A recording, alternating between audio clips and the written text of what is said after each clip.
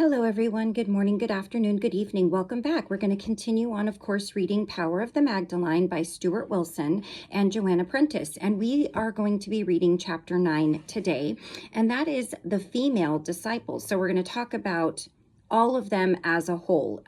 Alariel, the angelic being that has sort of been assisting them through this process and kind of filling in the gaps with the interviews with all of the female disciples, is going to kind of put things in order for us and tell us a little bit about some of the female disciples.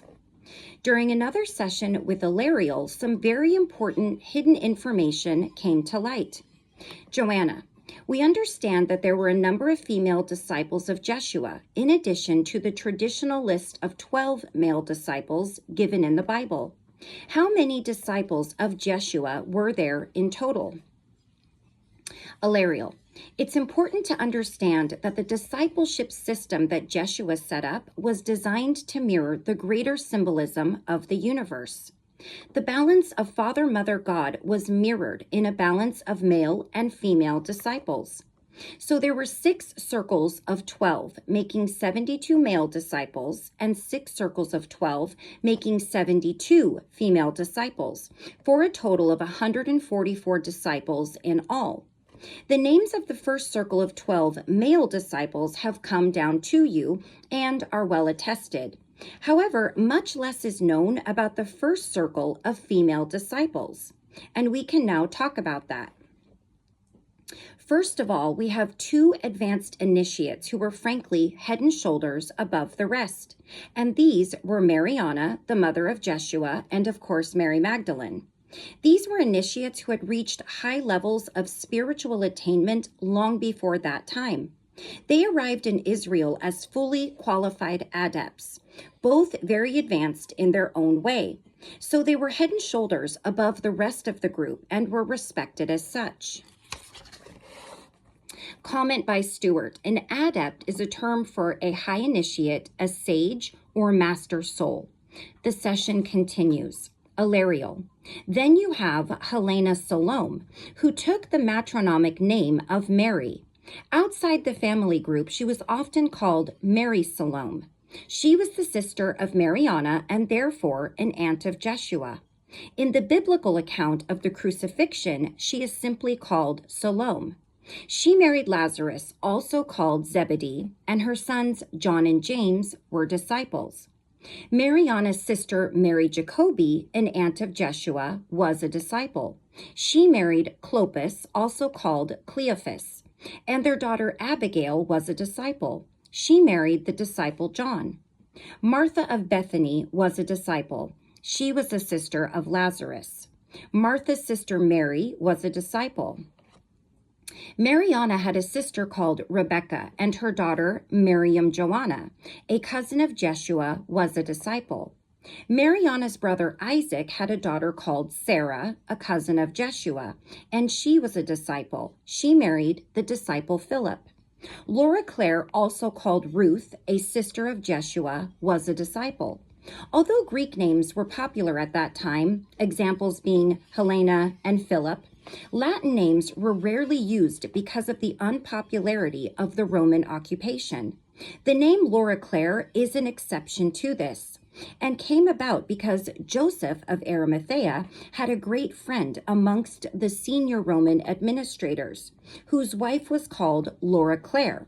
Through her brother Joseph, Mary met Laura Clare and became her friend, being able to see beyond the prejudice of the time and recognize her soul qualities because she was married to a Roman administrator who traditionally the Romans were their enemies, or not so much their enemies, but enemies to the Romans. The Romans looked at them as enemies.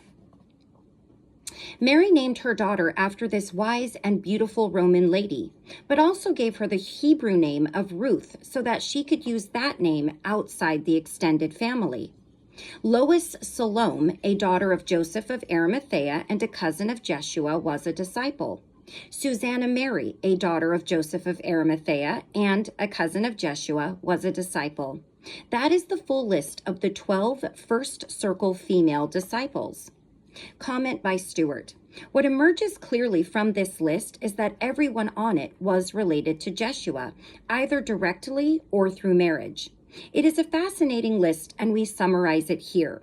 So we have Mariana, the mother of Jeshua, Mary Magdalene, the spiritual partner of Jeshua, Helena Salome, an aunt of Jeshua, wife of Lazarus, Mary Jacobi, aunt of Jeshua, wife of Clopas, Abigail, their daughter, a cousin of Jeshua, Martha of Bethany, sister of Lazarus, Mary, the sister of Martha, Miriam Joanna, a cousin of Jeshua, Sarah, a cousin of Jeshua, Laura Claire, a sister of Jeshua, Lois Salome, cousin of Jeshua, and Susanna Mary, a cousin of Jeshua. The session continues. Joanna, it must have been very difficult for the female disciples to give as much time to Jeshua as they would have liked if they had families to look after. Alariel, the second circle of female disciples were enormously supportive of the first circle, and they provided support in covering family and community duties, which made it possible for the first circle to spend as much of their time with Jeshua. Jeshua regarded the help and generous, open-hearted sharing amongst the female disciples as a model of unconditional love, and brought this to the attention of the male disciples, amongst whom it was not widely understood or very well received. The male disciples regarded themselves as teachers and leaders, and saw the role of women as listening and following, so it was hard for them to accept that the females had anything at all to teach them. As Jeshua put unconditional love at the very center of his teaching, this made it all the more irritating to the men, who would have preferred he had taught some more intellectual or philosophical doctrine based upon reason rather than upon heart energy.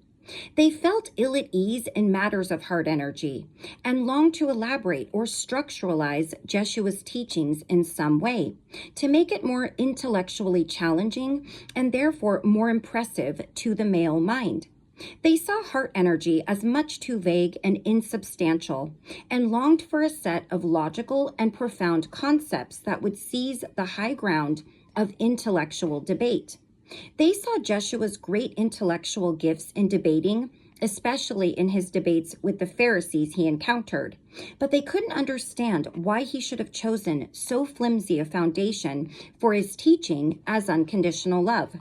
And the mind of women and the mind of men certainly do work differently. So I could imagine, especially in the Judaic tradition, when women were more seen than heard, that this would be quite difficult for them to accept overall.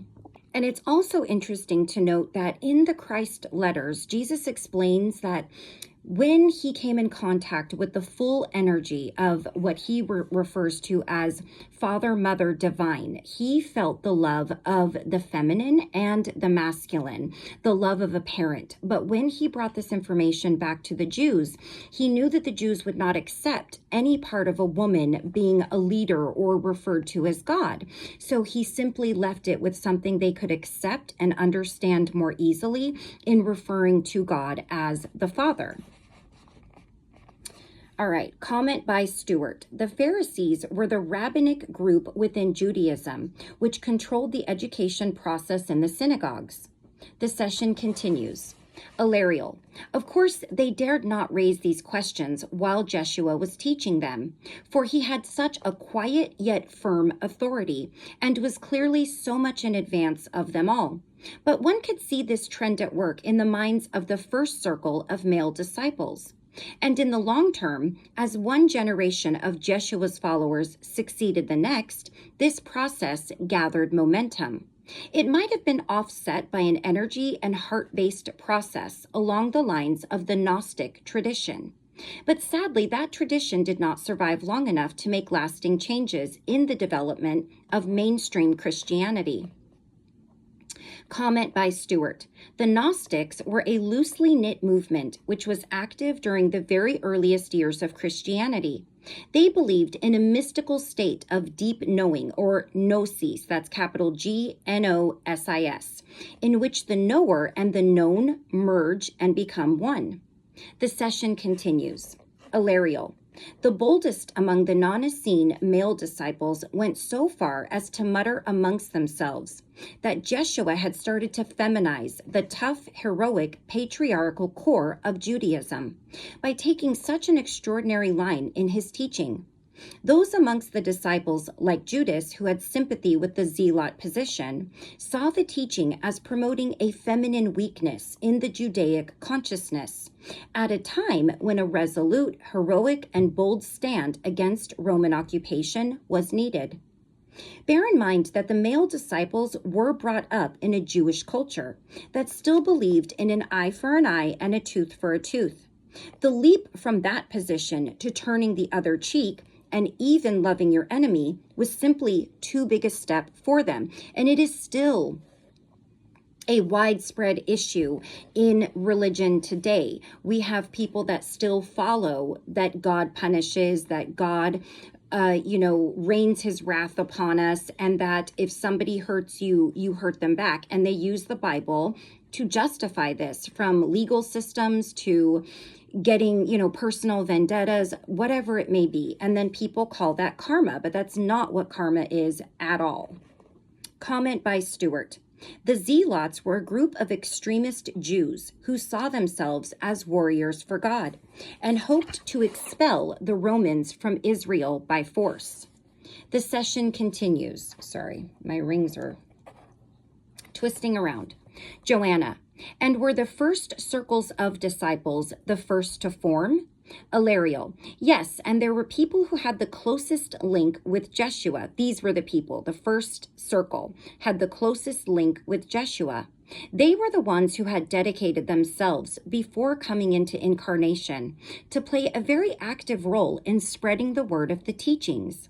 They would travel with him as he went around the villages during his ministry, and they watched as the way developed, and that's a capital W, the way. Other people who were major players in this story had chosen other work. In the case of the second circle of male disciples, you have, for example, Joseph of Arimathea, a very major player, but having so many other duties that it was not possible for him to be a first circle disciple. Comment by Stuart. The term the way is used here to describe the spiritual path established by Jeshua, a path found in its purest form in the Gnostic movement. The session continues. Joanna, there seems to be quite a contrast between the closely related female disciples and the male disciples. Alariel. Yes, the male disciples were drawn from several areas of Israel, and some were Essenes and some were not. This was deliberate so that no one could dismiss the teachings as a Galilean movement or an Essene cult. The female disciples were bound to have a more difficult task than the male disciples because they were coming into a society that was so rigid and patriarchal. To survive that and still be able to work and teach, how difficult that was going to be. Even males who believed generally in the teachings of Jeshua might not accept a woman in a teaching role. The male disciples were independently minded individuals, and you could not say they were a close-knit team. There was no single universally accepted leader among them. There was a conventional faction led by Peter and a progressive faction including Thomas, James, and Philip. And then there was John somewhere in the middle trying to keep the peace, trying to pull everything together so they could function as a group. Compare that with the very different group of female disciples. This was a very close-knit group, a group which had been working towards this movement over the centuries. Over many lives, they had been gaining experience at various spiritual levels. They had been meeting at various mystery schools. They had been coming together and planning what they would do. So this group had been working on this project for a very long time, which was why they chose to assemble in a very close-knit extended family group, many of them being born about the same time. Their families were very interknit and closely connected, so there was an instinctive trust and solidarity amongst the female disciples that simply wasn't there in the case of the male disciples. The women were all telepathically linked and formed one complete telepathic unit. In addition to this link, the closeness and mutual trust, they had the advantage of having one leader, and that was Mariana. When Mary spoke, they all listened. She was a matriarch figure, a very substantial person of quiet authority. So if a meeting needed pulling together, Mary did that. If difficult decisions had to be made, Mary focused the group on the issue and saw that it was done. So it was a close-knit team with one undoubted leader, totally different to the first circle of male disciples. And indeed, the closeness of the team, and they obviously were a team, did not please the male disciples, who were wary and suspicious from the beginning. They just did not react well to a group of 12 women all moving with one intent. They found that quite eerie, quite frightening. They didn't understand it, and so that was another motivation for them to marginalize the women disciples, and another reason to write all this out of history. So you have all these disciples that are basically really still in their ego, right? And they have all of these deep-seated beliefs from their previous teachings, being raised with a more rigid and patriarchal religion of Judaism. So it really begs to question, when we question what's written in the Bible from the disciples, you really do start to question what exactly was really true and what exactly did they bend and mold to fit what they thought would be acceptable and how they saw things. That's something that I never really stopped to think about, and that is not one word from the Bible is directly from Jesus or even directly from God. It is words according to. That's like playing telephone. You say one thing, you pass it along. By the end of telling this story, it's completely distorted with additions and subtractions to that story from the original story that was given.